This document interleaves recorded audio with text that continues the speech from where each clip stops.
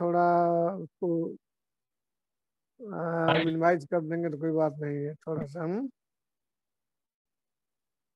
Table कर रखा है स्लाइड शेयरिंग को, तो उसको हम्म। अलाउ कर दें तो हम यहाँ से स्लाइड शेयर करेंगे। हाँ हाँ, लागू करेंगे, वो सुन रहे होंगे पांडे जी।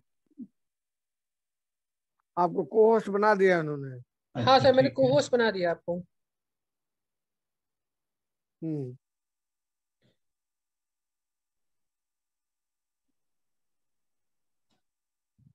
ठीक तो है, आ रहा है।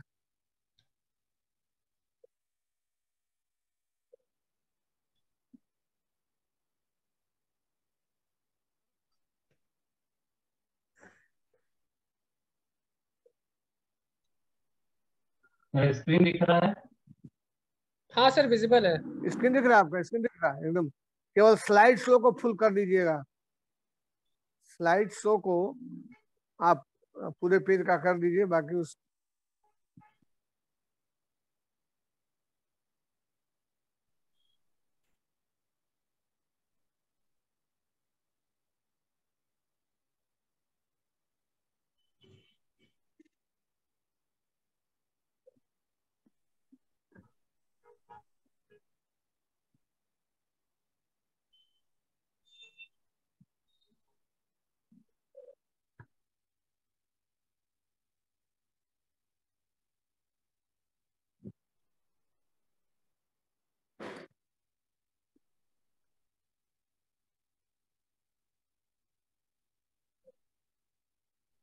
हाँ ठीक है सर, ठीक है। उतना करने से सर दिक्कत होगी हमको कि हम आप लोग को नहीं देख पाएंगे, तो इतना पर रखते हैं हम अपने स्लाइड हाँ को। तो होता ही है, तो जो आप हम्म। बाकी तो हम लोग आपको देख ही रहे हैं। हाँ, क्या है कि हमने अपने स्क्रीन को दो भागों में स्प्लिट कर रखा है। अच्छा अच्छा। ये तो उसको आप सिंगल में क्यों नहीं दे रहे हैं? जो सिंगल में स्प्लिट करने। किया है आपने, उस स्प्लिट को अगर हटा देते तो ये पूरे फुल पेज में आता। लेकिन सर फिर हमको यहाँ से थोड़ा रीड आउट करने में या हिंट लेने में दिक्कत होगी, इसलिए तो इसको कोई बात नहीं, आप उसको रहने दीजिए, जो हाँ सुविधाजनक हाँ। आपके लिए हो। हम्म। आपके डिपार्टमेंट में कुल कितने लोग हैं डॉक्टर साहब? 10 लोग हैं सर। अच्छा, 10 लोग हैं, बड़ा भी विभाग हाँ है। हाँ, जयमंगल सर हैं हमारे डिपार्टमेंट में। अच्छा, इसके जयमंगल अलावा सर आपके डिपार्टमेंट में बिल्कुल है? बिल्कुल सर। हाँ अच्छा हाँ। अच्छा अच्छा। और जयमंगल सर ने ही हमको आपके इस प्लेटफॉर्म हाँ से हाँ, जोड़ा उनको है। मैंने भेजा था तो उन्होंने आपको हम्म बहुत अच्छी बात। हम्म। हम्म, इसके अलावा 9 लोग और हैं, मतलब हमारा मिला के 10 लोग हैं। बहुत अच्छा, बहुत हम्म। अच्छा, बहुत अच्छा, बहुत बढ़िया।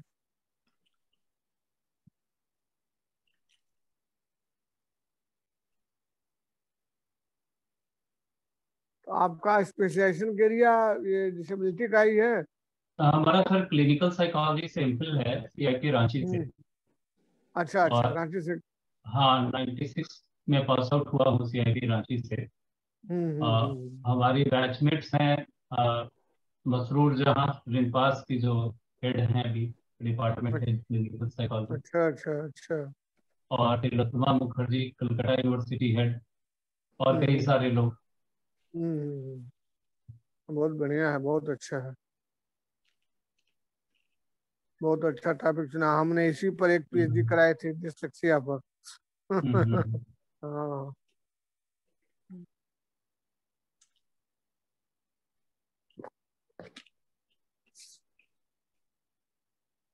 आप उसके बाद भी सेकंड वाले में भी रहने का प्रयास कीजिएगा। Sure sir. हाँ, कुछ हम लोग महत्वपूर्ण बिंदुओं पर कुछ विचार विमर्श करने वाले हैं, तो थोड़ा अच्छा हम्म। रहेगा। आप अगर रहेंगे तो बढ़िया रहेगा, और वो भी क्लिनिकल फील्ड के आदमी आप हैं तो और अच्छी बात है।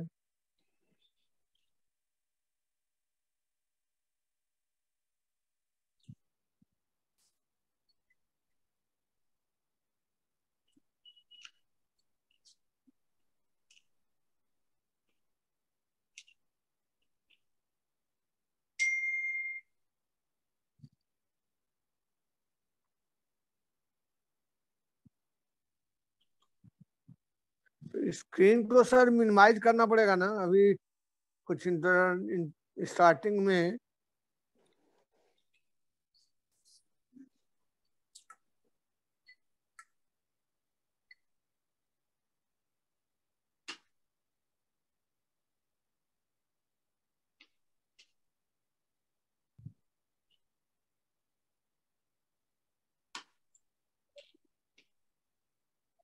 तो डॉक्टर गुप्ता साहब, हाँ सर, मैं यही हूँ। हाँ मैं कह रहा था कि आपके स्क्रीन को थोड़ा सा मिनिमाइज करना पड़ेगा, क्योंकि अभी कुछ इंट्रोडक्शन कुछ स्टार्ट करना होगा। हाँ हाँ, बिल्कुल कर दूंगा और सर। जब अभी आपको हम, अभी हाँ बंद कर दूं फॉर्मली इसको थोड़ी देर के आपको, लिए? हाँ हाँ बिल्कुल बिल्कुल, जब आपको हम फॉर्मली इनवाइट कर लेते हैं तो आप हाँ जो है हाँ, वह बिल्कुल बिल्कुल। फिर मैं टेस्ट कर रहा था। स्क्रीन, हम्म। जी स्क्रीन शेयरिंग शुरू कर दीजिएगा।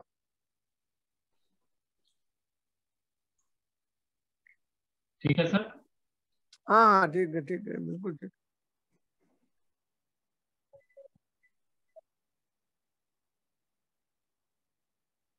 बस थोड़ी देर में 1 मिनट में शुरू करते हैं हम लोग।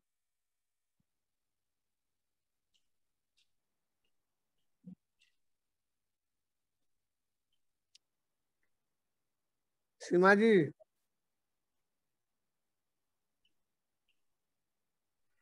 हाँ जी सर, आप सबको हाँ नमस्कार। नमस्कार नमस्कार, कैसी हैं?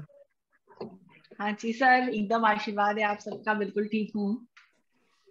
बहुत अच्छा। और बताइए, डॉक्टर साहब का आपको मिल गया है ना सीवी, डॉक्टर हाँ जी गुप्ता सर, जी का? मिल गया है। तो आप मिल ही हाँ गया जी है सर, आपको? मिल गया है। चलिए ठीक, बढ़िया है। जी तो सर। हम टाइम से शुरू करेंगे।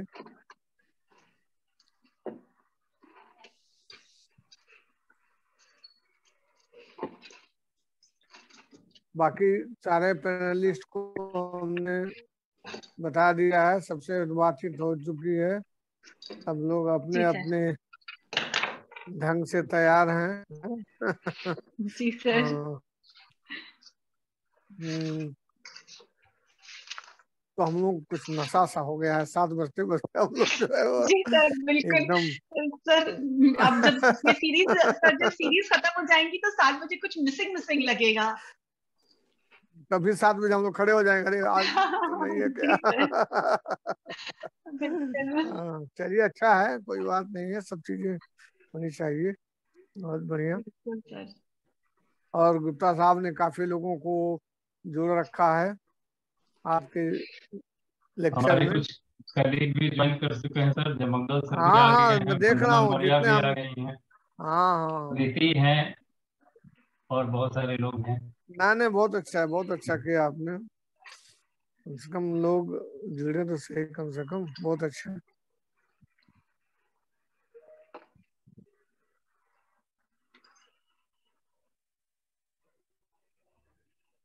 सीमा जी, तो हम लोग शुरू करें क्या? जी सर, बिल्कुल शुरू करते हैं।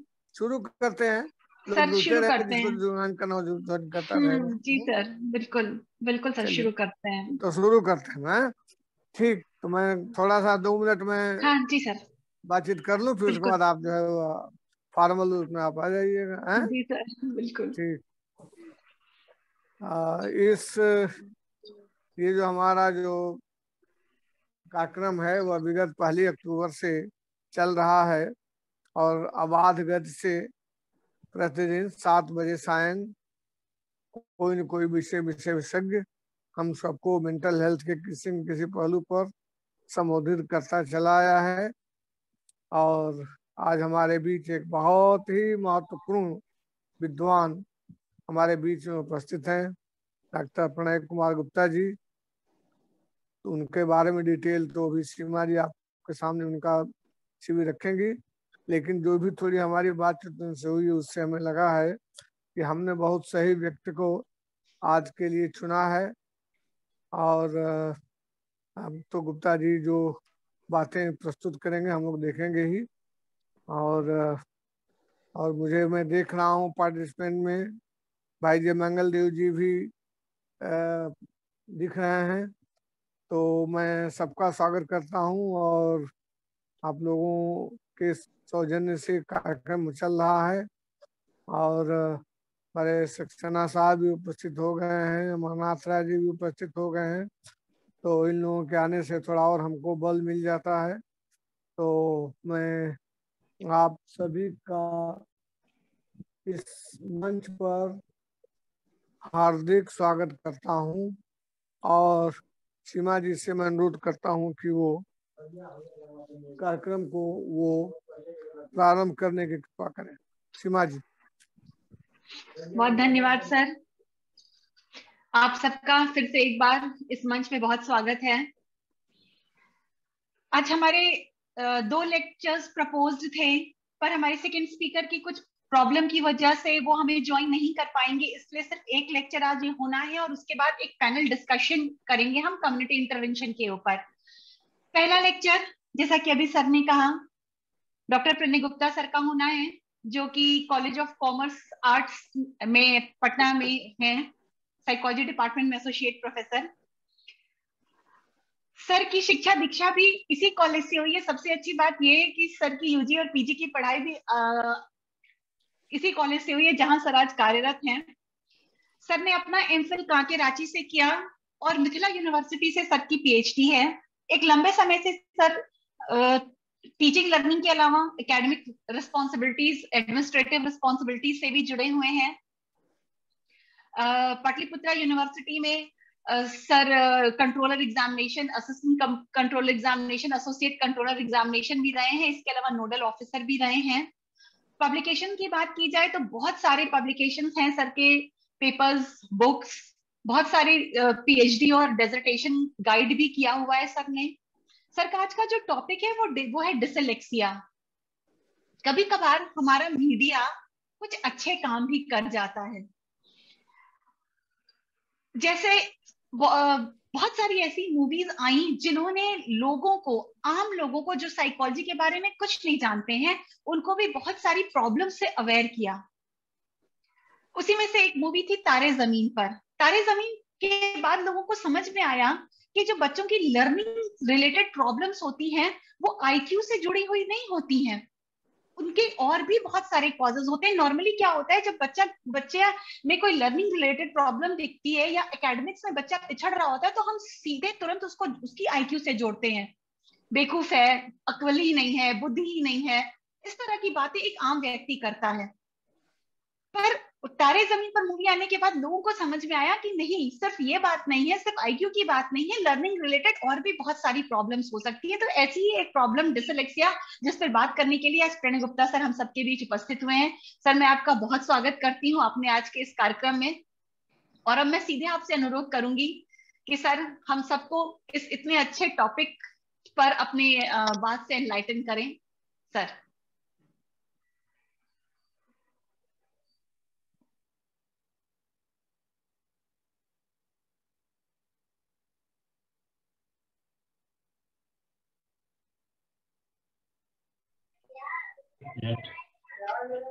आवाज मेरी जा रही है? हाँ जी सर, आ रही है। हाँ हाँ, तो मुझे बड़ी खुशी हो रही है कि मैं community psychology association of India से जुड़ा हूँ और मुझे एक लेक्चर देने के लिए या एक टॉपिक पर डिस्कस करने के लिए बुलाया गया है। इसमें एक बहुत अहम रोल निभाया है हमारे कलीग और सीनियर कलीग जयमंगल देव सर ने, जो हमेशा हम लोग को मोटिवेट करते रहते हैं कुछ काम करने के लिए, अच्छे काम करने के लिए। इसी कड़ी में मैं एक टॉपिक आप लोग के साथ शेयर करना चाह रहा हूँ, जो कि काफी प्रेवलेंट प्रॉब्लम है, डिसेबिलिटी है सोसाइटी में, लेकिन जिस पर चर्चा बहुत कम होती है और मीडिया के माध्यम से, जैसा सीमा मैडम ने कहा, कि लोग इनके बारे में जान पाते हैं।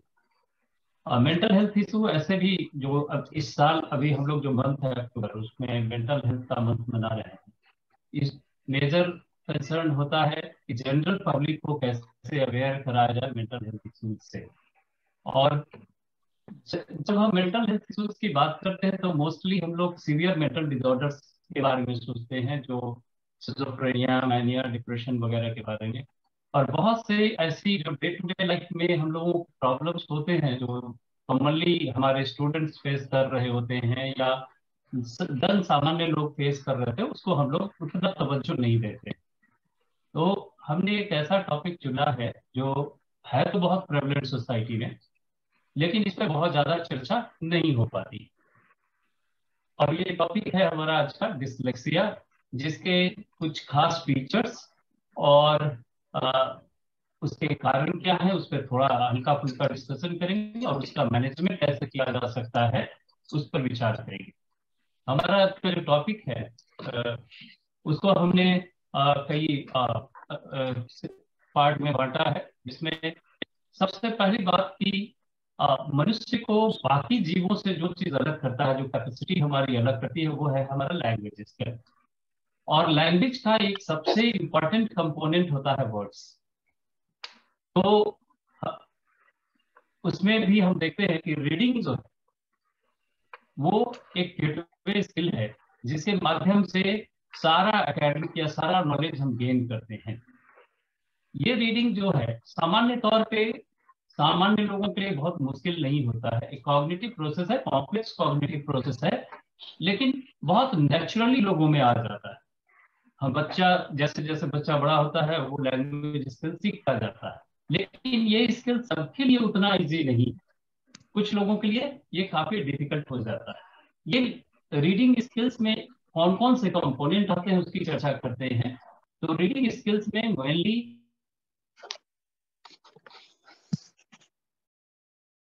लेटर क्या होते हैं, वो फोनेटिक्स कहलाते हैं।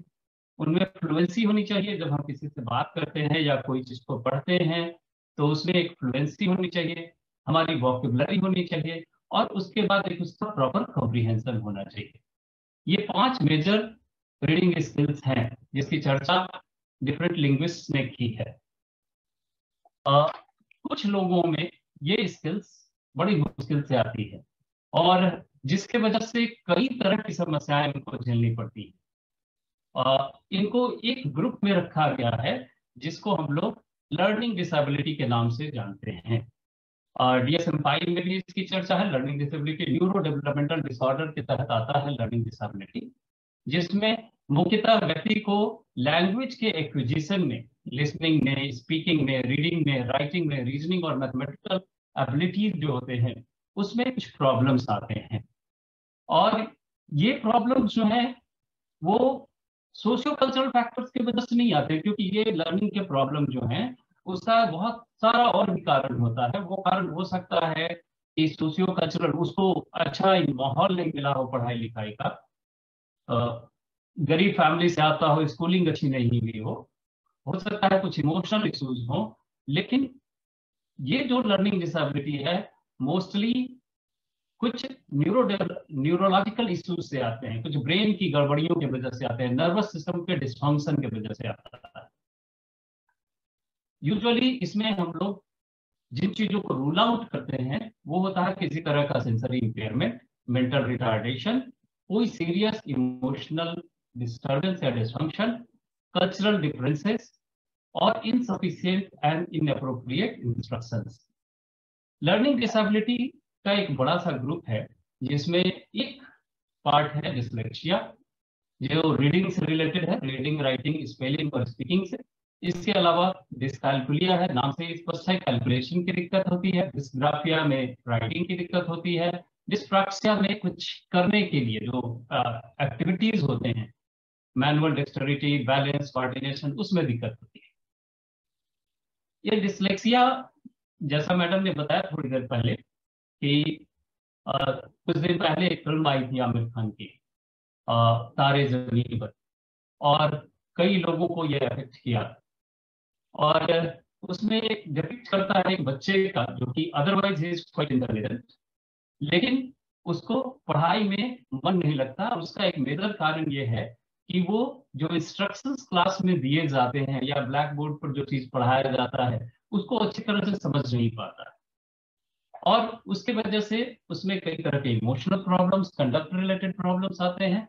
और कैसे एक एक्सपर्ट जो है, जो उन बातों को समझता है, उस बच्चे को उसके अनुसार ट्रेनिंग देता है, और वही बच्चा फिर क्लास में दूसरे किसी स्किल में, पेंटिंग के स्किल में अव्वल आता है और फिर सोशली एक्सेप्टेड होता है। कुछ ये कुछ प्रश्न है हमने अपने स्क्रीन पे डाला है। सर आपकी स्क्रीन विजिबल नहीं है।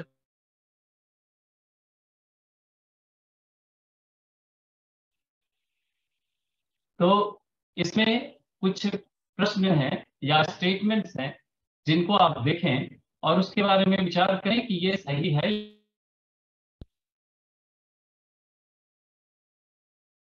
कि इसमें कुछ बातें सही और कुछ गलत। डॉक्टर साहब स्क्रीन शेयरिंग नहीं कर रहे हैं क्या आप? इसकी सर चर्चा हम स्क्रीन यहाँ दिख कर नहीं रहे हैं। रही है। डॉक्टर साहब स्क्रीन शेयरिंग नहीं हो रही है क्या आपकी? 1 मिनट सर, आपकी स्क्रीन शेयरिंग नहीं दिख रही है।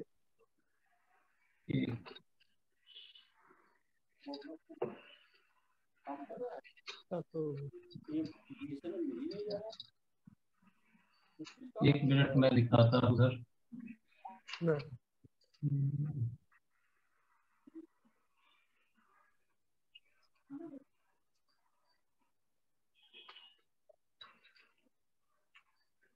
अब दिख रही है सर? हाँ अब दिख रही जी है, सर। दिख रही है। ये कुछ स्टेटमेंट्स हैं जो अब आपको शायद आपके स्क्रीन पे दिख रहे होंगे। It's a boy thing, dyslexics are usually left-handed, dyslexics are they read backward, dyslexia affects reading and other statements. ये मोस्टली जितने स्टेटमेंट्स हैं ये गलत हैं।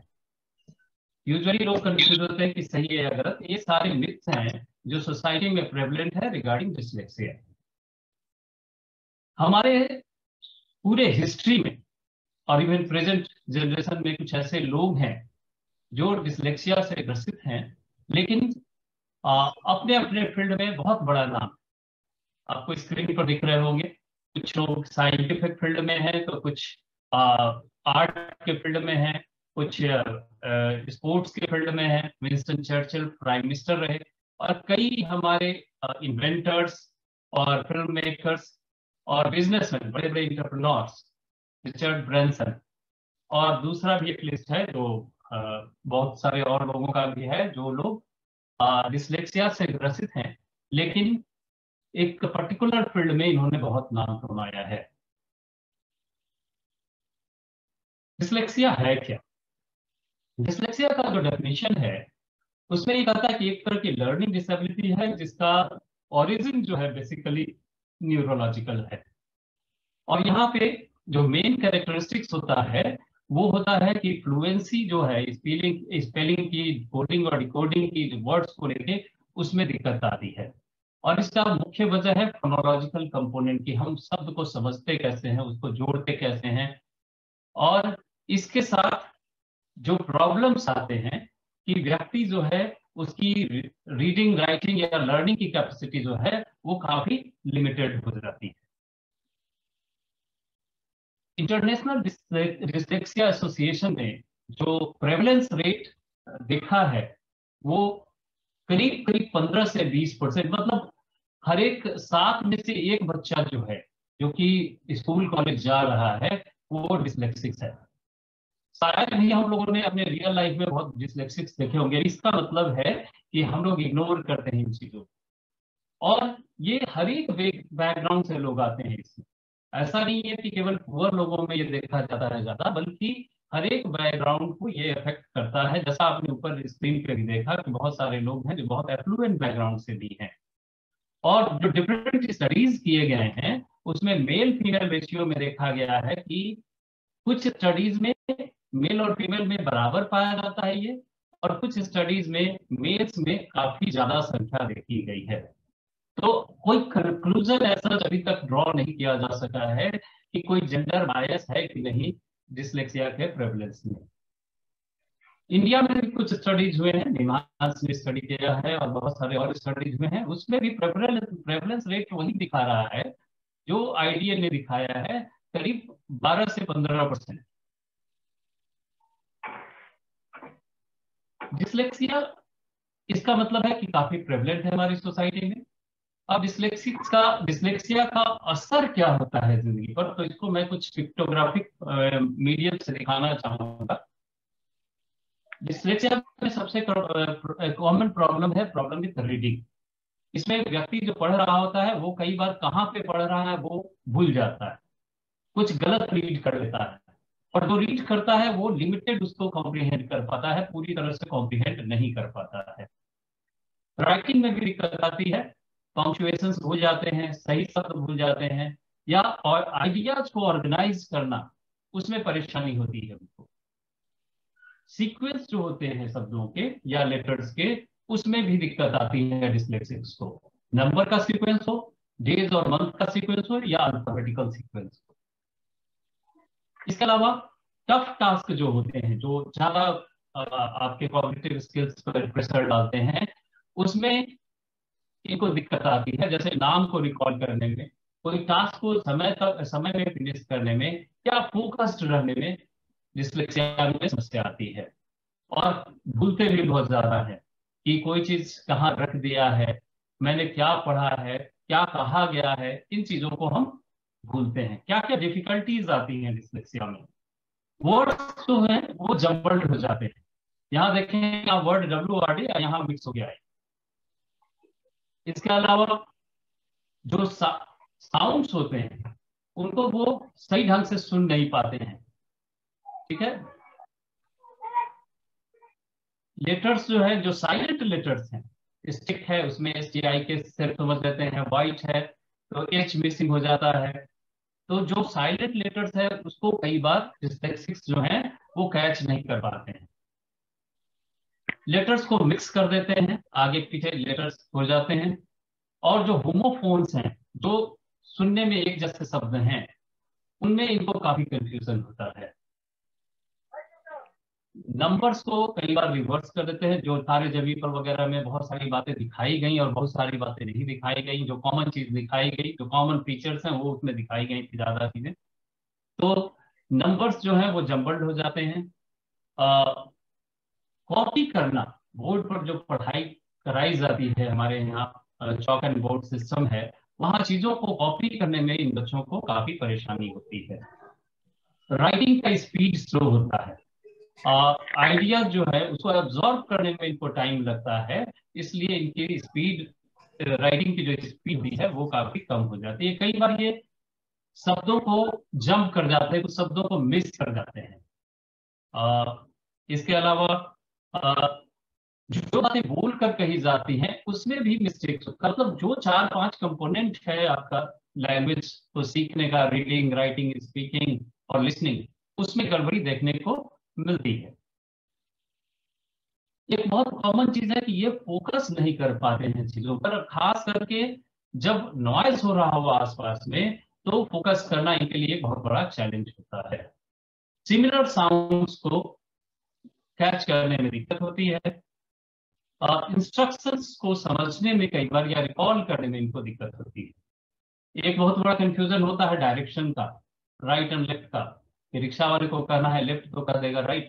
इस तरह से कंफ्यूजन होते हैं। कुछ मोटर डिस्टर्बेंसेस होते हैं, जैसे कि शू का लेस वगैरह को टाई करने में काफी परेशानी आती है। चीजों को रख के भूल जाना, होमवर्क करना भूल जाना, अपने सामान को भूल जाना, ये बहुत कॉमनली डिस्लेक्सिस में देखा जाता है। जो कॉग्निटिव फंक्शंस हैं, sequencing, number skills, planning and organisation, processing speed, short term memory और कंसंट्रेशन, ये 4-5 मेजर एरिया है जिनमें डिस्लेक्सिक्स को परेशानी होती है। लेकिन ये परेशानी हर दिन एक जैसी नहीं होती। कुछ दिन उनकी परेशानियां बढ़ी रहती हैं, जिस दिन ज्यादा स्ट्रेस होता है उनकी परेशानियां बढ़ जाती हैं, और कभी कभी जब अच्छा दिन होता है तो बहुत सारी चीजों को याद भी रखते हैं।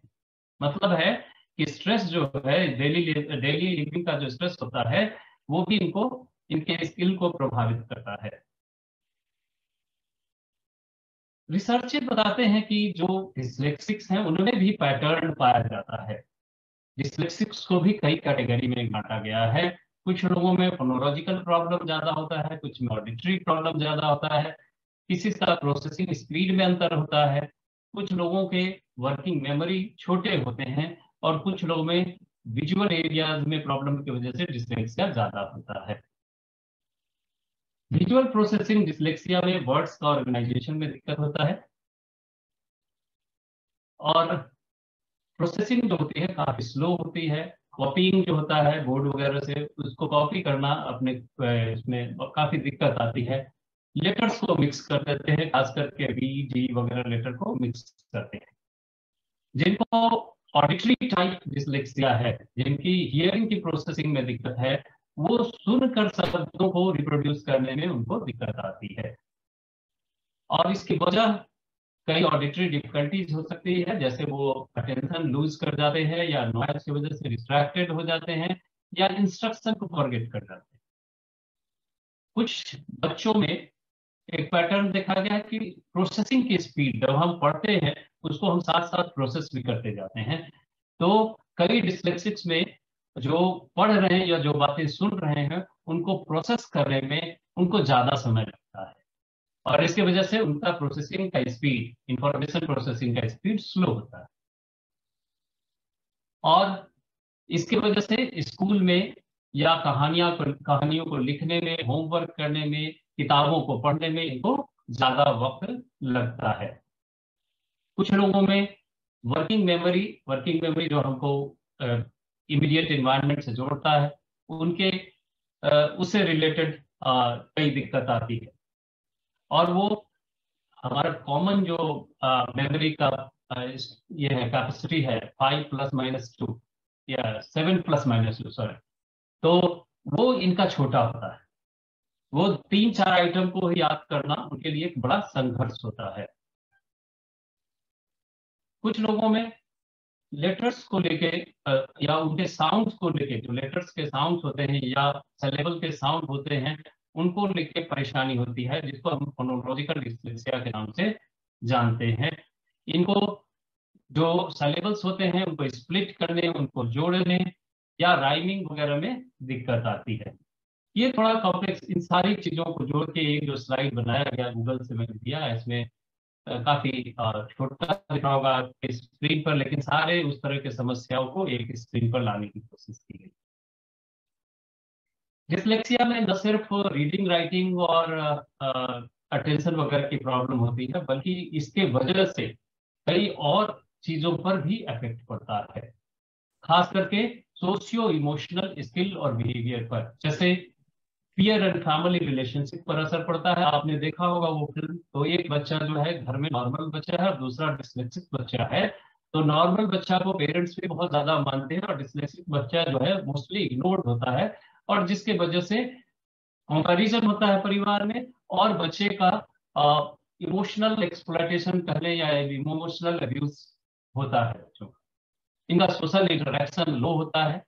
सामान्य बच्चों का हमने पहले हालांकि आपको स्लाइड में दिखाया था, और बाद में भी बताऊंगा कि एक डिफरेंट स्किल है, लेकिन ज्यादातर बच्चों में सोशल इंटरेक्शंस जो होता है बड़ा पुअर होता है।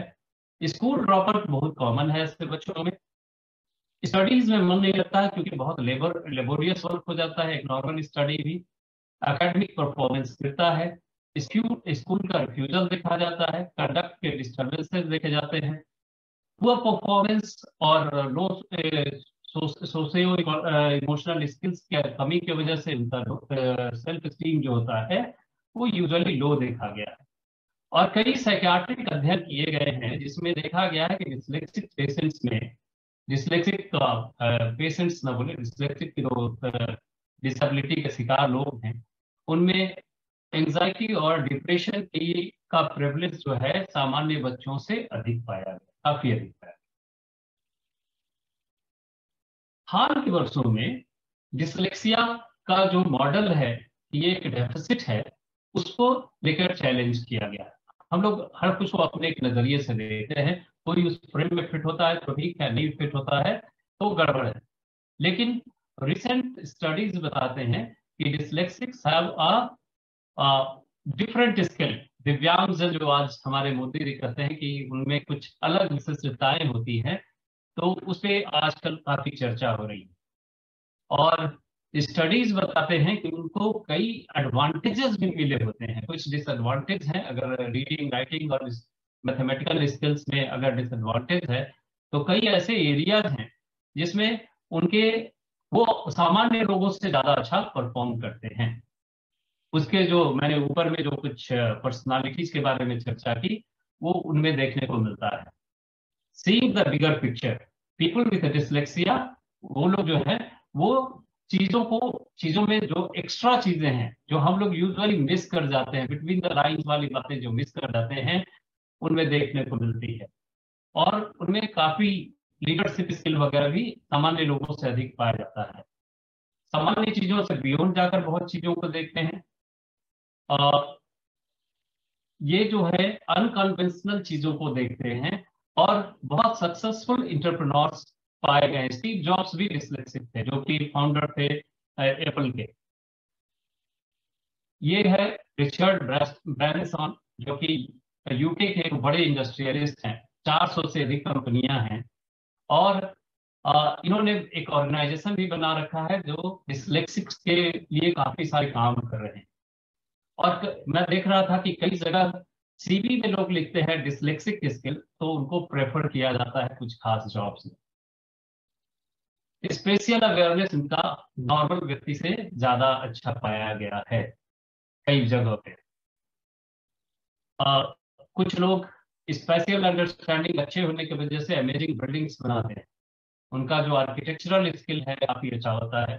कुछ लोगों में काफी क्रिएटिव आइडियाज आते हैं और अच्छे पेंटर, म्यूजिशियन, पोएट वगैरह वगैरह हो सकते हैं।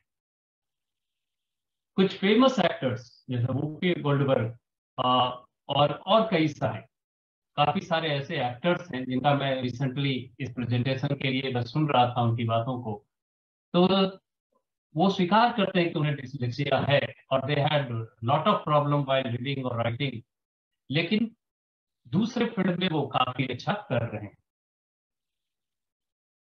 पिक्टोरियल थिंकिंग उनकी होती है और पैटर्न, चीजों में पैटर्न ढूंढने में उनको दिक्कत नहीं आती है, वह ज्यादा ढूंढ लेते हैं।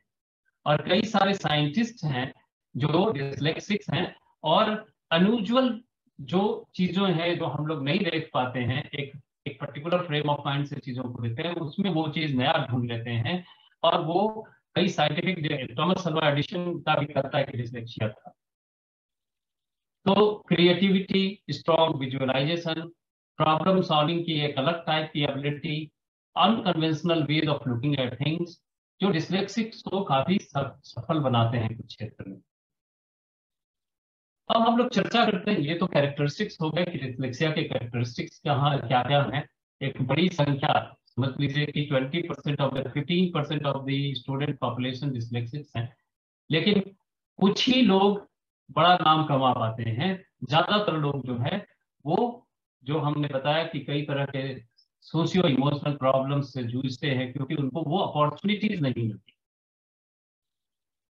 डिस्लेक्सिया होता क्यों, तो इसके भी कई वजह पाए गए हैं। इसका मैं पूरा डिटेल में नहीं जाऊंगा क्योंकि ये एक न्यूरोलॉजिकल डिसऑर्डर है और काफी सारे थ्योरीज इसमें प्रोपाउंड किए गए हैं, जिसमें मुख्य तौर पे 3-4 जो एरियाज हैं बायोलॉजिकल, हमने शुरू में ही कहा कि ये न्यूरो डेवलपमेंटल डिसऑर्डर है, तो न्यूरोलॉजिकल बेसिस जो है वो मेनली देखा गया है और उसका असर व्यक्ति के कॉग्निटिव या इंफॉर्मेशन प्रोसेसिंग कैपेसिटी पर पड़ता है। लेकिन इसके साथ साथ उनके न्यूरो डेवलपमेंटल डिसेबिलिटीज और कॉग्निटिव प्रोसेसिंग में जो दिक्कत आती है उसकी वजह से कई इमोशनल और सोशल प्रॉब्लम्स भी देखने को मिलते हैं। एक मॉडल के माध्यम से ये समझा जा सकता है कि डिस्लेक्सिया के कई कारण हो सकते हैं, जैसे न्यूरोबायोलॉजिकल कारण है, जेनेटिक फैक्टर्स है। जेनेटिक फैक्टर्स काफी अहम पाया गया है कि अगर फादर में डिस्लेक्सिया है तो बच्चों में डिस्लेक्सिया होने के चांसेस बहुत ज्यादा, 40% और मोर। ब्रेन का स्ट्रक्चर और फंक्शन में काफी डिफरेंस पाया गया। थोड़ा बहुत इस पर हम डिस्कशन करेंगे कि दोनों तरह के डिस्टर्बेंस,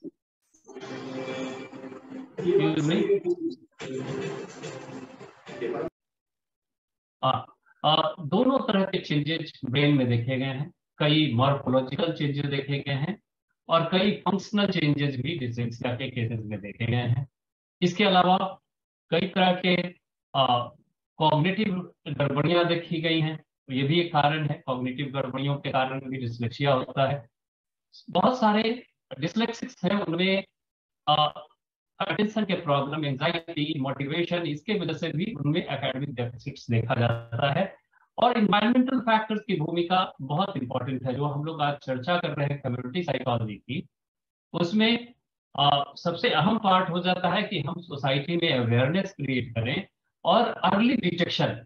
अगर डिस्लेक्सिया है, यहाँ तो हम उसको रोक नहीं सकते हैं क्योंकि ये बायोलॉजिकल है और बहुत अर्ली चाइल्डहुड में हो जाता है, तो देखा गया कि जितना अर्ली डिटेक्शन होता है उतना ज्यादा हम उनके परिस्थितियों को बेहतर कर सकते हैं। With limited capacity they can do much better. तो बहुत जरूरी होता है कि डिस्लेक्सिक जो हैं लोग उनको as early as possible identify किया जाए और उनको एक बेहतर सोशियो इकोनॉमिक माहौल, स्कूलिंग और जो साइकोलॉजिकल इंटरवेंशन हो सकते हैं उस पर मदद की जाए। कई सारे थ्योरीज हैं, बायोलॉजिकल थ्योरीज की बात हम कर रहे थे कि 40% जो हेरिडिबिलिटी की संभावना है, अगर फादर जो है वो डिस्लेक्सिक है तो सन के भी डिस्लेक्सिक होने की संभावना 40% या उससे अधिक है। और कुछ जीन्स को भी आइडेंटिफाई किया जा रहा है कि क्या कोई पर्टिकुलर जीन है जो डिस्लेक्सिया के लिए रिस्पॉन्सिबल है। तो कुछ जीन्स पे चर्चा हो रही है, हालांकि कोई कंक्लूसिव एविडेंस अभी तक नहीं पाया गया है। डिस्लेक्सिक्स के कुछ ब्रेन के एरियाज भी डिफरेंट होते हैं। हमारे ब्रेन में रीडिंग, लिसनिंग और विजन के 3 अलग अलग क्षेत्र हैं और डिस्लेक्सिक्स में पाया गया ये नॉर्मल व्यक्ति का न्यूरल बेसिस है रीडिंग का, फ्रंटल लोब है, पैराइटो ऑक्सीपिटल लोब है, पैराइटो और टेम्पोरल लोब है और फिर पैराइटो ऑक्सीपिटल लोब है। यहाँ पे नॉर्मली किसी भी व्यक्ति के जो रीडिंग के स्किल्स हैं ये आपस में जुड़े रहते हैं। लेकिन जो डिस्लेक्सिक्स है, यहाँ देखिए 2 डायग्राम दिया गया है, ये 2 पिक्चर्स हैं। जो डिस्लेक्सिया जिसको नहीं है उसका ब्रेन का एरिया और जो डिस्लेक्सिक्स हैं उनके एरिया। तो ब्रोका एरिया में देखिए कि करीब करीब ठीक ठाक है, लेकिन वर्निके एरिया और ऑक्सीपिटल लोब का एरिया जो है वो उतना विकसित नहीं है जितना नॉर्मल व्यक्ति का होता है। ये कुछ न्यूरोबायोलॉजिकल एविडेंसेस और भी पाए गए हैं जो MRI स्कैन वगैरह के माध्यम से देखा गया। और ये भी देखा गया कि हमारा ब्रेन हाईली प्लास्टिक होता है, प्लास्टिसिटी बहुत हाई पाई जाती है। तो देखिए बिफोर इंटरवेंशन जो हमारा ब्रेन का एरिया है और आफ्टर इंटरवेंशन जो एरिया है उसमें काफी सारा अंतर देखने को मिलता है। मतलब अगर प्रॉपर इंटरवेंशन हो और टाइमली इंटरवेंशन हो, टाइमली इंटरवेंशन करने का मतलब early detection and early treatment या अर्ली रिमेडियल मेजर्स, तो डिस्लेक्सिक्स में बहुत सारे सुधार भी देखने को मिलते हैं। इसके अलावा भी कई सारे थ्योरीज हैं, जैसे कुछ थ्योरी कहते हैं कि ग्रे मैटर की कमी होती है ब्रेन में, कुछ का कहना है कि व्हाइट मैटर की कमी होती है जिससे इंफॉर्मेशन का ट्रांसमिशन जो है, जो कि माइलिनेटेड न्यूरॉन्स करते हैं, तो वो स्लो पड़ जाता है, इसलिए प्रोसेसिंग जो है जो रीड करते हैं या लिसन करते हैं वो कम हो जाता है।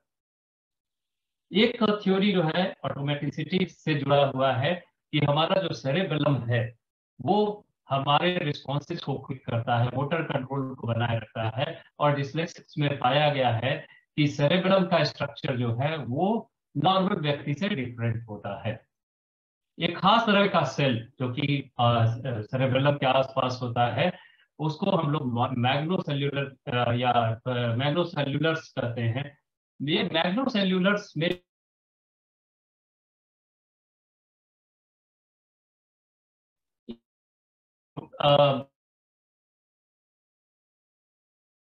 उनको जो फोनीम्स हैं, जो प्रोनाउंस करते हैं हम लेटर्स को, उनमें डेफिसिट पाया गया है, इसलिए डिस्लेक्सिया के केसेस देखे जाते हैं। इसके अलावा भी कई और तरह की थ्योरी पाई गई है, जैसे वर्किंग मेमोरी जो है डिस्लेक्सिक्स का छोटा पाया गया है। और एक थ्योरी जो है जो कि 2-3 चीजों को एक साथ कंबाइन करने की कोशिश करता है वो है डबल डेफिसिट हाइपोथेसिस। वो कहता है कि rapid automatization of naming and phonological awareness, ये दोनों चीजें जो हैं वो डिस्लेक्सिया के मेजर कारण हैं। और अगर इंडिविजुअल में ये दोनों तरह की गड़बड़ियां हैं तो उनका डेफिसिट जो है वो ज्यादा होगा।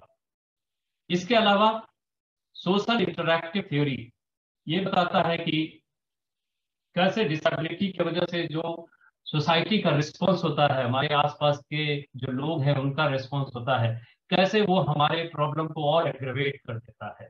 तो यहाँ पर अगेन कम्युनिटी का जो रोल है, डिस्लेक्सिया है तो बायोलॉजिकल, लेकिन जो कम्युनिटी का रोल है कि वो समस्या को एग्रेवेट कर देता है, बढ़ा देता है। यहाँ हम इस चीजों को मैनेज करके उसके डिस्लेक्सिया को कम कर सकते हैं। इंडिविजुअल को डिस्लेक्सिया की वजह से हो रहे जो मेंटल और सोशल जो ऑस्ट्रेसाइजेशन है उसको कम किया जा सकता है। अब बात आती है कि जब हम मैनेजमेंट प्लान करते हैं तो उस मैनेजमेंट प्लान करने के पहले हमको डिस्लेक्सिक्स का असेसमेंट, प्रॉपर असेसमेंट करने की जरूरत है। और डिस्लेक्सिया के असेसमेंट में हम बच्चों के, हर एक बच्चे का मैंने ऊपर में बताया कि 4-5 तरह के डिस्लेक्सिक्स होते हैं, पैटर्न अलग अलग देखने को मिलता है हर एक तरह के डिस्लेक्सिक्स में। तो हमको किसी भी व्यक्ति का पहले इंडिविजुअलिटी को पहचानना होगा। साइकोलॉजी में हम लोग ट्रीटमेंट जब करते हैं तो इंडिविजुअलिटी और उसके स्ट्रेंथ पर जोर देते हैं।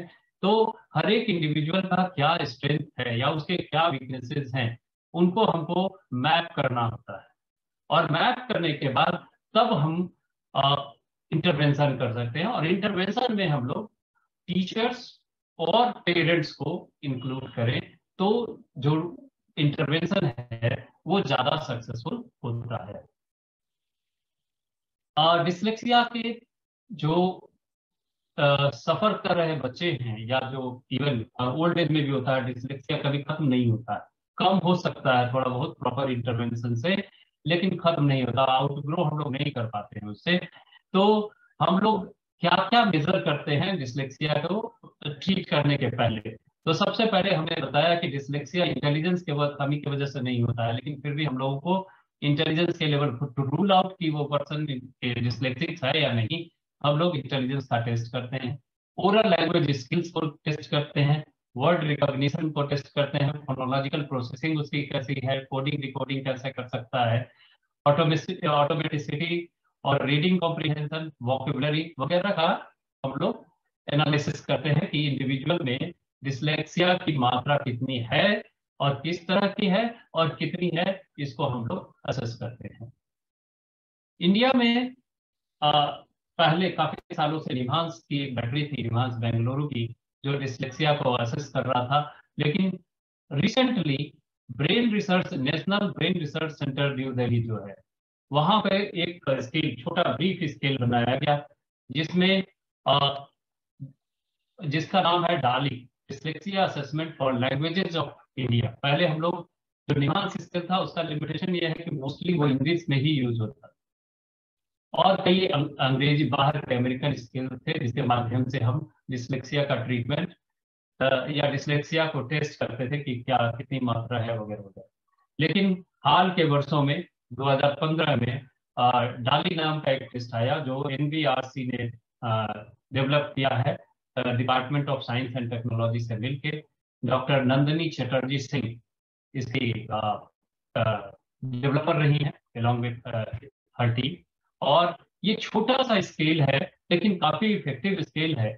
और ये ऑनलाइन, इसका एक हाल ही में प्रधानमंत्री मोदी ने इसका अनावरण भी किया और कई भाषाओं में ये यूज हो रहा है, खास करके हिंदी, मराठी, कन्नड़ और इंग्लिश, ये 4 भाषाओं में इसका इस्तेमाल हो रहा है। और गवर्नमेंट ऑफ इंडिया का प्रयास है कि इस स्केल को ग्रास रूट लेवल तक ले जाया जाए, आशा वर्कर्स तक को सिखाया जाए कि कैसे हम अर्ली आइडेंटिफिकेशन कर सकते हैं उन बच्चों का जो डिस्लेक्सिया के शिकार हैं। ये जो डिस्लेक्सिया का स्किल है उसमें 6 कैटेगरी है: reading, writing, mathematics, communication skill, memory and motor coordination. इसके कुछ आइटम्स दिए गए हैं: पिक्चर नेमिंग, लेटर और word reading, rhyme test, phoneme replacement, semantic fluency, verbal fluency, spelling test, non word test, ये कुछ आइटम्स दिए गए हैं और ये अवेलेबल है ऑनलाइन। तो मैं नहीं पा सका इसको। हाँ, मेल करने पर, NBRC को मेल करने पर उसकी कॉपी वो लोग भेजते हैं। ऐप भी एक डेवलप किया जा रहा है ये डाली का, जिसके माध्यम से ये कॉमन मैन तक पहुंच सकेगा। और उसके डिस्लेक्सिया का जो ये डाली है उसके आधार पर एक व्यक्ति का प्रोफाइल ड्रॉ करने का कोशिश यहाँ किया गया। Once we identify कि dyslexia है individual को and he is not his language ability is poor not due to socio-cultural factors की स्कूलिंग प्रॉपर नहीं हुई या विजुअल प्रॉब्लम है या कोई ऑडिटरी प्रॉब्लम है, अगर ये सारे रूल आउट हो जाते हैं, इंटेलिजेंस का फैक्टर भी देख लिया जाता है कि नहीं इंटेलिजेंस ठीक ठाक है, तब हम एक बार जब तय हो जाता है कि डिस्लेक्सिया है इंडिविजुअल को और किस टाइप का है और क्या स्ट्रेंथ है और वीकनेसेस हैं, तब हम उसका मैनेजमेंट प्लान करते हैं। मैनेजमेंट प्लान करने के लिए बहुत बड़ा फैक्टर जो हमने चर्चा की कि इंडिविजुअलाइज्ड मैनेजमेंट होता है, कि जिस व्यक्ति विशेष का हम ट्रीटमेंट प्लान कर रहे हैं उनकी डिफिकल्टी क्या है, और उनका हम ट्रीटमेंट जो है, अगर कोई बच्चा स्कूल में है तो स्कूल में हम उसका ट्रीटमेंट करें। एक सेपरेट जगह पर कोई क्लिनिक में करने के बजाय ज्यादा अच्छा होगा कि हम कम्युनिटी सिचुएशन में उसका इलाज करें और उसके हिसाब से स्ट्रेटेजी बनाएं। जैसा बच्चा है, जैसे उसके स्ट्रेंथ है और वीकनेसेस हैं, उसको ध्यान में रखते हुए हम स्ट्रेटेजी को बनाएं कि उसको ट्रीट कैसे किया जाए। ठीक है, हर एक व्यक्ति के स्ट्रेंथ और वीकनेसेस को आइडेंटिफाई करना है और आइडेंटिफाई करके उसको ट्रीट करने की कोशिश करना है। एक जो बहुत कॉमन अप्रोच है डिसलेक्सिया के ट्रीटमेंट का, वो कहलाता है multi sensory structured language learning, MSL। MSL में कोशिश की जाती है कि किसी भी चीज को जब हम व्यक्ति को सिखाते हैं तो अगर मल्टीपल पाथवेज जो हमारे सेंसरी सिस्टम है, मल्टीपल सेंसरी सिस्टम, उसके माध्यम से अगर हम किसी व्यक्ति को ट्रेनिंग देते हैं तो वो ज्यादा परमानेंट और ज्यादा डीप रूटेड होता है। और डिस्लेक्सिक केसेस में खास करके इसका इस्तेमाल किया जाता है।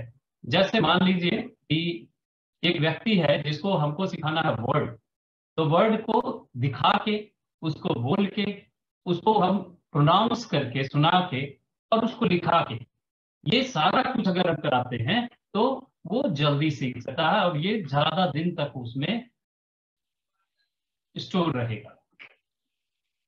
कुछ मेथड है, टीचिंग मेथड, जिसका इस्तेमाल जरूरी है डिस्लेक्सिया के मैनेजमेंट और ट्रीटमेंट में, कि टीचिंग जो है that should be structured, simple से लेके कॉम्प्लेक्स की ओर बढ़े। जो चीजें डिमोन्स्ट्रेट की जा सकती हैं, जिनको क्लियर कट एक्सप्लेन किया जा सकता है, उन चीजों को, ज्यादा एब्स्ट्रैक्ट चीजों को नहीं बता के, बल्कि हम लोग कंक्रीट चीजों के माध्यम से, कंक्रीट एग्जाम्पल्स के माध्यम से उनको पढ़ाएं। लर्निंग स्ट्रेटेजी सिखाएं कि कैसे वो ज्यादा प्रैक्टिस करके उसको ज्यादा इंप्रूव कर सकता है। छोटे छोटे स्टेप्स में हम चीजों को सिखाएं, रिपीटिशन काफी कराएं, बहुत प्रैक्टिस कराएं और रिविजन करवाएं।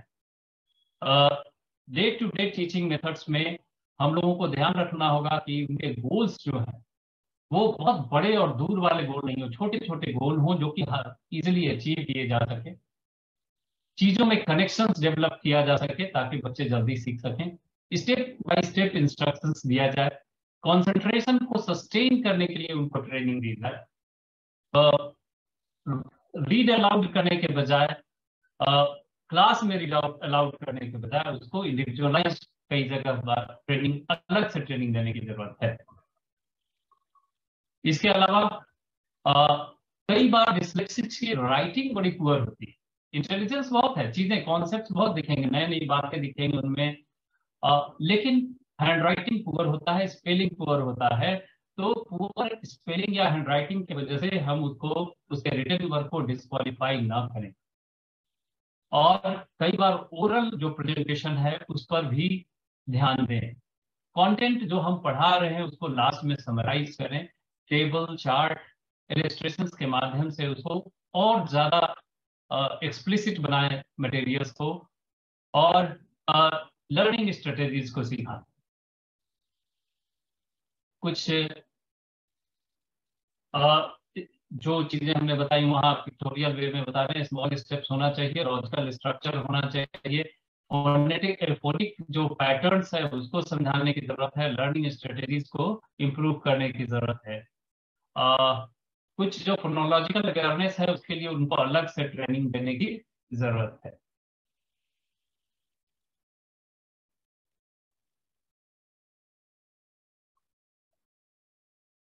ये मोटे तौर पे अब जो कुछ थ्योरेटिकल बातें हैं जो आजकल हम लोग चर्चा में देते हैं, पहले तो बहुत इस तरह के स्पेशलाइज्ड बच्चों का एजुकेशन अलग होता था, लेकिन रिसेंटली इंक्लूसिव एजुकेशन पे जोर दिया जा रहा है। और वहाँ हमको ध्यान रखना है कि बच्चे किसी तरह से ऑस्ट्रेसाइज्ड ना हो। उनको मेन स्ट्रीम में बच्चों को इस तरह के जो डिफरेंटली एबल्ड चिल्ड्रन है, they are differently abled children या डिफरेंटली एबल्ड स्टूडेंट्स, तो उनको एक सेफ और सिक्योर माहौल देके हमको मेन स्ट्रीम में लाने का प्रयास करना चाहिए। That's all from my side today. Thank you.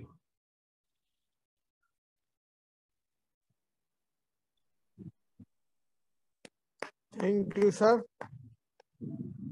Now observations के लिए इनविटेशन है, प्लीज। आप डॉक्टर गुप्ता ने बहुत बढ़िया लेक्चर दिया, बड़ा एग्जॉस्टिंग, बहुत वास्ट लेक्चर, बहुत बढ़िया। He has covered almost all the aspects of dyslexia. अब मैं चाहूंगा कि कुछ लोग अपने ऑब्जर्वेशंस, कुछ बातें अपना रखें। May I come in? Yes, sir. Dr. Gupta has presented a very nice presentation, was wonderful. I have to make few observations. Number one, when dyslexia, 1 in 7 student dyslexia cases are found. हमारे यहाँ dyslexia को, मैं present position नहीं जानता, 2012 तक mentally RCI ने ना physically challenge तो है ही नहीं है, मेंटली चैलेंज में नहीं रखा था इसको। एमआर रखते थे और कुछ से थे, लेकिन इसको नहीं रखा था। और एक और चीज है, ये बिल्कुल क्योरेबल है, ट्रीटेबल है। और मैं जानता हूँ बहुत से केसेस, और बॉम्बे में तो बहुत अच्छा इसका है। एसएनडीटी वीमेन यूनिवर्सिटी में स्पेशल एजुकेशन की डायरेक्टर थी प्रोफेसर स्मृति स्वरूप। वो इस फील्ड में बहुत ही एक्सपर्ट थी और उन्होंने बॉम्बे के स्कूल्स में टीचर्स को ट्रेन किया हुआ था। और यहाँ पे वैसे कानपुर में या दूसरी जगह मैंने देखा है, डिसलेक्सिया को या किसी एलडी को, चाहे डिस्कैल्कुलिया हो, चाहे कुछ भी हो, मतलब डिस्ग्राफिया हो, उसको आइडेंटिफाई करने की तो अच्छी टेक्निक्स हैं। उनको क्योर करने के लिए लोगों के पास अभी उतने अच्छे नहीं है। Bombay is an exception. और मैं बताना चाहता हूँ कि प्रोफेसर स्मृति स्वरूप during her service period as well as her after retirement, Mauritius ऐसे कंट्री में बुलाई जाती थी टीचर्स को ट्रेन करने के लिए। तो क्योंकि डिसलेक्सिया को मेन स्ट्रीम में नहीं रखा जा सकता है, इनके लिए कोई अलग स्कूल नहीं चाहिए। जैसे फिजिकली चैलेंज के लिए और एमआर के लिए सेपरेट स्कूल होते हैं, डिसलेक्सिया को मेन स्ट्रीम में इनको एजुकेट किया जा सकता है। लेकिन हर स्कूल में रिक्वायरमेंट है कि एक LD trained, BEd special education, LD trained अगर है तो अगर स्कूल में जितने केसेस होंगे उनको वो आइडेंटिफाई करके ट्रीट कर लेंगे। बॉम्बे में ये हो रहा है। बॉम्बे में काफी स्कूल्स में उन्होंने अपने टीचर्स को ट्रेनिंग दिलवा दी है एसएनडीटी यूनिवर्सिटी से। Now Smriti Swaroop is no more, last year she passed away. तो उन्होंने टूल भी बनाया है इसका आइडेंटिफिकेशन का, जो प्रसाद साहिको ने छापा भी है। तो मेरा ये कहना है कि इसके लिए कम्युनिटी साइकोलॉजिजेशन या कोई इस पे एक अवेयरनेस क्रिएट करे, गवर्नमेंट के ऊपर ये प्रेशर डाले कि ये बच्चे जो अब इतना तो सरकार ने कर दिया है, महाराष्ट्र बोर्ड ने भी कर दिया, सीबीएसई ने भी कर दिया है, जो एलडी से ग्रस्त बच्चे हैं उनको एग्जामिनेशन में कुछ टाइम ज्यादा देते हैं और ज्यादा प्रॉब्लम है तो स्क्राइब भी दे देते हैं, लेकिन इसके आगे कुछ नहीं किया है। तो जरूरत इस बात की है मेरी समझ से कि हर स्कूल में जब मेन स्ट्रीम में एजुकेट कर रहे हैं और इसकी फ्रीक्वेंसी इतनी ज्यादा है, तो एक LD trained BEd special education होना चाहिए। ये बॉम्बे में तो इसका बहुत प्रचलन है। यहाँ पे तो जो ट्यूटर्स हैं प्राइवेट लोगों ने वहाँ पे लिया है, और ट्यूटर्स घर में जाकर के बच्चों जो एलडी बच्चे हैं पढ़ाने के साथ उनकी एलडी को बिल्कुल क्योर कर देते हैं। क्योंकि एलडी में देखा गया है कि ज्यादातर बच्चों की आईक्यू एवरेज से बेटर होती है। तो ये मेरे कुछ ऑब्जर्वेशंस हैं। और इसके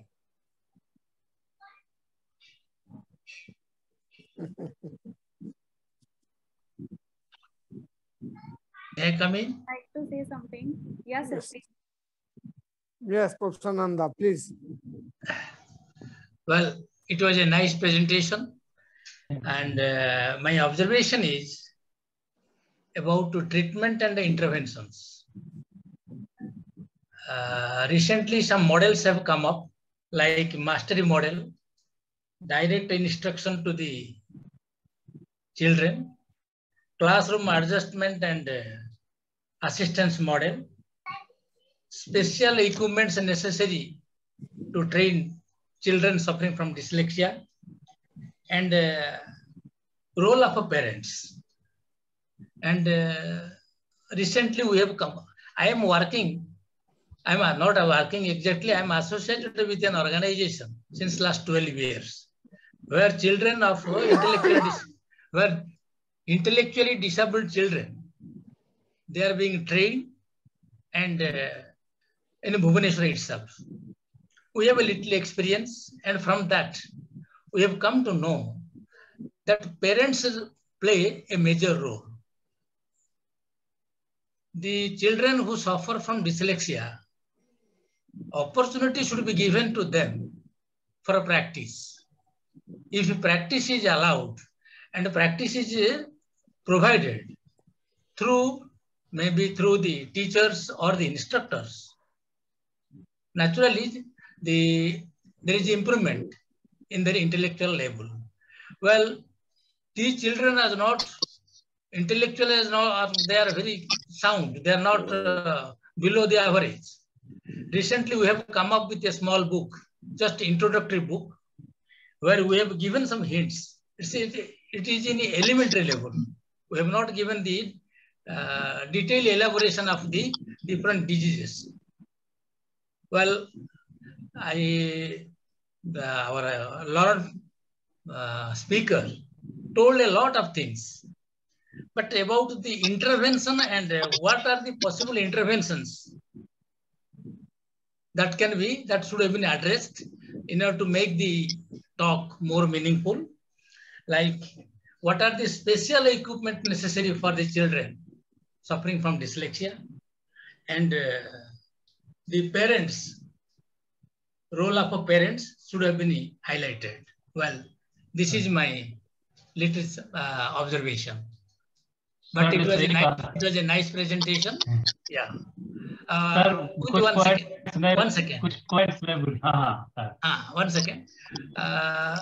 If some of our psychology teachers may be knowing, a book on dyslexia has also come up by Professor J.P. Das, who stays since the last 40 years in Canada. And there he has also highlighted some of because this is a very vital and important topic. Thanks to the speaker, it was a nice presentation. Well, thank you. Sir recent times में, हाँ sir ने सही कहा कि महाराष्ट्र में काफी सारा work हो रहा है डिस्लेक्सिया पे, गवर्नमेंट भी काफी एक्टिव है, और हाल के वर्षों में आईआईटी कानपुर और आईआईटी ये क्या जीकेपी होता है यहाँ उनका, उन्होंने काफी सारा काम किया है और टेक्नोलॉजी का यूज किया है डिस्लेक्सिया के केसेस में। काफी सारे डिवाइसेस बनाए हैं जो टैबलेट टाइप के डिवाइसेस हैं, जहां पर वो इंस्ट्रक्शंस जो है वो मल्टी सेंसरी मोड से दिया जा सकता है। तो टेक्नोलॉजी का भी जो भूमिका है बहुत, लेकिन जो संख्या है डिस्लेक्सिया की वो बहुत बड़ी संख्या है, और बहुत सारे हमारे जो स्टूडेंट्स हैं या जो सफर डिसेबल लोग हैं उनकी संख्या जो है वो कॉमन स्कूल्स में बहुत ज्यादा है। जो अभी भी डिस्लेक्सिया का ट्रीटमेंट जो है वो यूजुअली वो लोग ले पा रहे हैं जो हाईली या मॉडरेटली इकोनॉमिकली ठीक ठाक, लेकिन जो कम्युनिटी के बच्चे हैं, सामान्य कम्युनिटी के, उनको ये ट्रीटमेंट नहीं मिल पा रहा है। जहां तक टीचर्स की बात है तो इंक्लूसिव एजुकेशन में तो कहते हैं कि किसी भी टीचर को सब तरह की समस्या को मैनेज करने का ट्रेनिंग होना चाहिए, और सर ने सही कहा कि हर एक टीचर में कुछ स्पेशलाइज्ड एजुकेटर्स होने चाहिए हर एक स्कूल कॉलेजेस में, सो दैट की आइडेंटिफिकेशन अर्ली हो सके और उसका प्रॉपर ट्रीटमेंट वही किया जा सके या उसको स्पेशलाइज्ड सेंटर में भेजा जा सके। Sir Thank you, sir. I would like to add something. May I? Yes, yes, you can. Priyanka.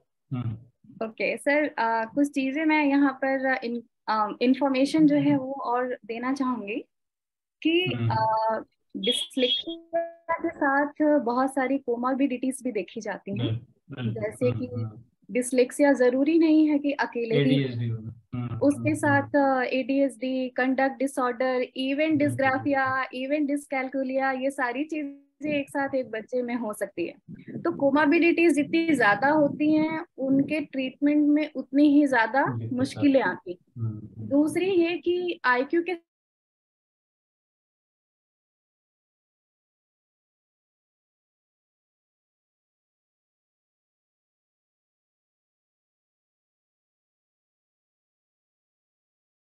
चाहिए, अगर है तो हम उसे लर्निंग डिसेबिलिटी के कैटेगरी में डालते ही नहीं है। तो IQ जो है वो इंटैक्ट रहता है लर्निंग डिसेबिलिटी में, अगर 85 से कम है तो फिर वो IQ के ही केस में जाएगा, लर्निंग डिसेबिलिटी हम उसे डायग्नोस नहीं करते हैं। अगली जो चीज है वो मैं बताना चाहूंगी कि पहले पर्सन विद डिसेबिलिटी एक्ट जो था उसमें 7 क्राइटेरिया थे जो कि बढ़कर अब 21 हो गए हैं। तो उन 21 क्राइटेरिया में लर्निंग डिसेबिलिटी को भी अब इंक्लूड किया जाता है। इसका मतलब है कि जो बच्चे लर्निंग डिसेबिलिटी के हैं उनको भी डिसेबिलिटी सर्टिफिकेट मिलता है। डिसेबिलिटी सर्टिफिकेट से बच्चों को फायदा क्या होता है? जैसे जो बच्चे बोर्ड्स देते हैं, एग्जाम्स देते हैं, 7th स्टैंडर्ड के बाद से उनको ये जो प्रोवाइड किया जाता है फैसिलिटीज, उसमें से है कि उनको कुछ 25% एक्स्ट्रा टाइम दिया जाता है हर एक एग्जामिनेशन में। उसके अलावा अगर जैसे डिसग्राफिया वाले बच्चे हैं जिनको राइटिंग में इश्यूज हैं, तो उनको राइटर्स भी प्रोवाइड किए जाते हैं इंक्लूडिंग बोर्ड एग्जाम्स। तो ये कुछ जो है फैसिलिटीज है जो कि अगर बच्चा सर्टिफिकेट प्रोसेस करता है तो उन्हें ये एग्जाम्स वगैरह में फायदा दिया जाता है। ये एक न्यूरो डेवलपमेंटल इशू है जो कि ब्रेन के स्ट्रक्चर्स में गड़बड़ी के कारण है। तो मैनेजमेंट इनका जो है वो एकदम 100% क्योरेबल तो नहीं होता है, लेकिन हम इसे काफी हद तक कर सकते हैं एक अच्छा एनवायरनमेंट दे करके, उनकी बाकी साइकोलॉजिकल प्रॉब्लम्स को देख करके। जैसे ये बच्चे जो हैं, अभी सर ने बताया कि डिप्रेशन के हो सकते हैं, उन्हें एंजाइटी हो सकती है, स्कूल में बुली हो सकते हैं। तो एक फिजिबल एनवायरनमेंट इनके लिए बहुत इंपॉर्टेंट होता है ताकि लर्निंग डिसेबिलिटी के अलावा उनमें और जो साइकोलॉजिकल प्रॉब्लम्स है कम से कम उसके साथ उन्हें झेलना ना पड़े। तो ये कुछ इंफॉर्मेशन थे। Thank you so much. Thank you Priyanka for writing so many things. Thank you very much. Any observation?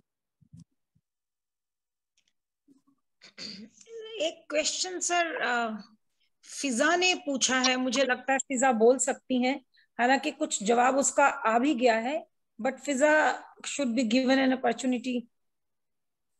Fiza, you have written a question in the message box. I was saying, please आप direct पूछ लीजिए। Hello ma'am, good evening. Sir से आप सवाल सीधे पूछें, बहुत simple सवाल है आपका, बट आप पूछ लीजिए। Yes ma'am, I have one question, may I ask? या please. I have a question, sir. What is the difference of dyslexia and dysgorgia?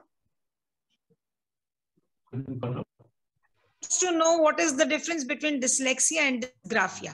That's what she has written. Yes sir, yes sir. Dysgraphia में writing की दिक्कत होती है, graphics मतलब writing हो गया है यहाँ पे, तो राइटिंग की अगर दिक्कत हो, हालांकि डिस्लेक्सिया में भी writing, reading, writing, arithmetic and calculation की दिक्कत होती है। तो डिस्ग्राफिया स्पेसिफिकली राइटिंग की दिक्कत थोड़ा। Okay sir, okay, thank you so much sir.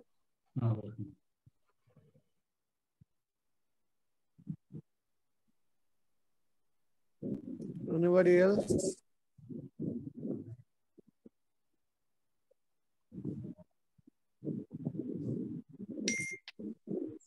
Should we proceed on?